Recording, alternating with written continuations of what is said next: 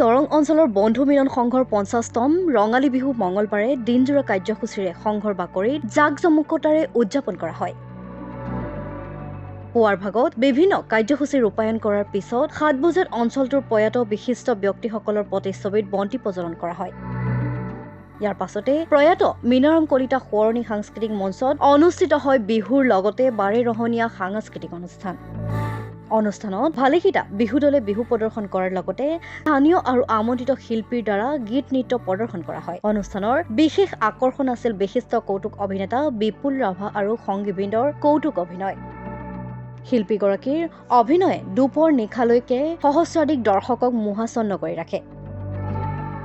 সাংস্কৃতিক কৰ্মী দুলাল বৰুৱাই আধৰা অনুষ্ঠানত সাংবাদিক ইমদাদুল হকৰ লগতে অঞ্চলটোৰ হাইস্কুল উচ্চতৰ মাধ্যমিক শিক্ষান্ত পৰীক্ষাত কৃতিত্বৰে উত্তীৰ্ণ হোৱা ছাত্ৰ-ছাত্ৰীক সম্বৰ্ধনা জনোৱা হয়। অনুষ্ঠানত ভালেকেইগৰাকী লোকশিল্পী বিশিষ্ট কৃষককো সম্বৰ্ধনা জনোৱা হয়।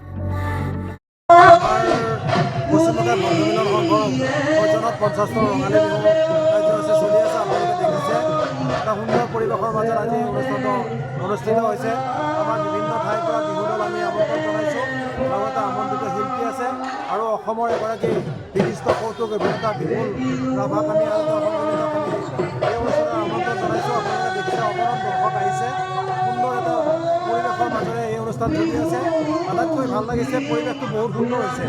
গতানুগতিক জীৱনৰ মাজত আমি সোমাই পৰি যি অনুষ্ঠান চলি আছে, গতিকে আমি সঁচাকৈ আনন্দিত হৈছোঁ আৰু ভৱিষ্যতে এই অনুষ্ঠানটো ভালকৈ চলি থাকক। আৰু আপোনালোকক জনাবলৈ পাই সুখী হৈছোঁ, অহাবাৰলৈ আমাৰ সোণালী জয়ন্তী হ'ব। গতিকে সকলোৱে সহায় সহযোগ আপোনালোকে আগবঢ়াব। ধন্যবাদ।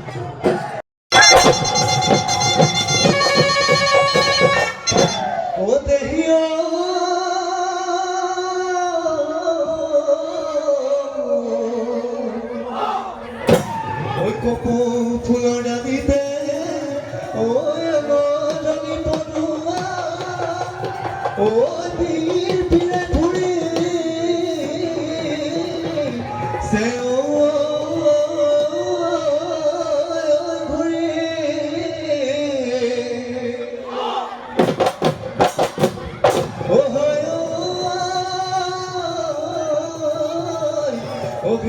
দামি গপো